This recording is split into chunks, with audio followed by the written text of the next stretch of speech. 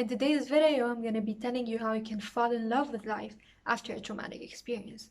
Because let's be honest, traumas are not the end of your life, but they can certainly end the lives of some because they choose to numb their pain, distract their minds, and just end up barely living every day. But if you know how to process a trauma, if you know what to do when you're faced with one, you're not going to lose your passion for life. You're not going to lose your excitement to get to next day and to just enjoy the moment, right? So in today's video, I'm going to be telling you what you should do when you are faced with a trauma.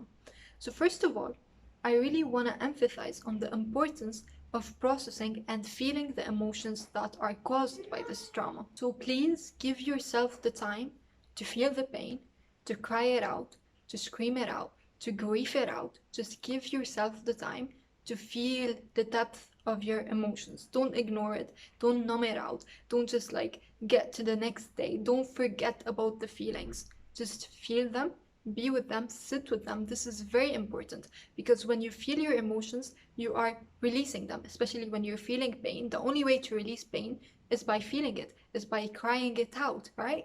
So when you give yourself the time to feel the emotions, you're gonna naturally release them. And if you don't release them, you're gonna have stored emotions in your body that are gonna become like venom inside of you. They're gonna cause you more mental problems. So make sure you feel them. You give yourself the time to process everything. Give yourself from an hour to a few days to just feel it out. And after you have processed the emotions, get back slowly into life. And what does this mean? Start by fulfilling your needs, your basic needs. Just start by eating a little bit, even if you're not hungry, because traumas can certainly make us lose our appetite. So please eat a little bit, just whatever it is, just get something in your system that your body can digest. Then make sure you are sleeping very well. Make sure you have an 8 hours of sleep every night. And please, please, please don't sleep during the day. Make sure you are sleeping during the night, because if you start sleeping during the day, it's going to become an escape rather than real healthy sleep. And sleep actually heals us, so make sure you prioritize your sleep. Just like that, start very simple. Your food, your sleep, how you feel normally. Just get back into life very, very slowly. You don't have to push through. You don't have to force yourself to get to the next day. Just go slowly and give yourself the time to recharge, because you have felt heavy emotions and your body needs time to adapt and to get ready to get back into life, right? And after you have fulfilled your basic needs, I'm gonna invite you to do something that you're good at, something you enjoy, something that you're talented at. Just anything that can show your mind that life is still going, that you still want to do something, and you really don't need to feel like it in order to do it. On the other hand, doing it is gonna make you feel good afterwards. You don't have to feel good in order to do it. Keep that in mind, because you're not gonna be in the mood to do anything, right? So make sure you do something you're good at, something very simple like going for a walk, maybe picking some fruits, writing, maybe cleaning your room, something very, very simple that doesn't take much of your energy, but just something you're good at. Maybe go play some football, some basketball, something you're good at that makes you feel you have done something, you're good at something, you still can do something in this life, right? This is gonna prove to your mind that you still want to live, that life is still going. Doing something like this is important, because when we have traumas, we just want to sleep all day. We want to exclude ourselves from life, from anything around us. We just want to stop life. But if you go slowly and you do something slowly, you enjoy with solitude and everything being peaceful, you're gonna start enjoying it bit by bit, right? So go slowly and do something you love. And now it's time for the most important step in here, which is to feel the frequency of love. And I'm not talking about just any love, the love you have for your neighbors, for example. I'm talking about deep, soulful love, because this frequency heals us. This frequency is very important. And now you are ready to receive it.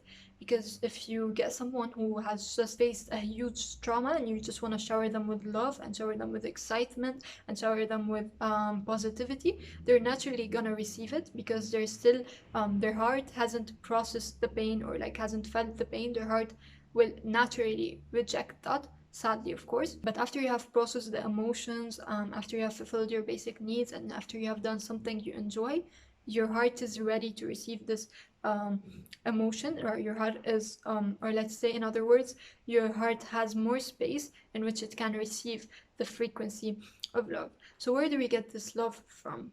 It is very important to pick it from the right people, because only a few and rare people in your life are going to be able to give it to you. So go to them, go sit with them, let them love you, let them take care of you, let them hug you, just receive their love, okay? And you can also receive this love from animals, from pets, and from Mother Nature. So just go to your pets, go to any pets around, sit with them, just truly sit with them and let them love you, let them be very soft with you and be very soft with them, cuddle them perhaps, just let them shower you with their emotions.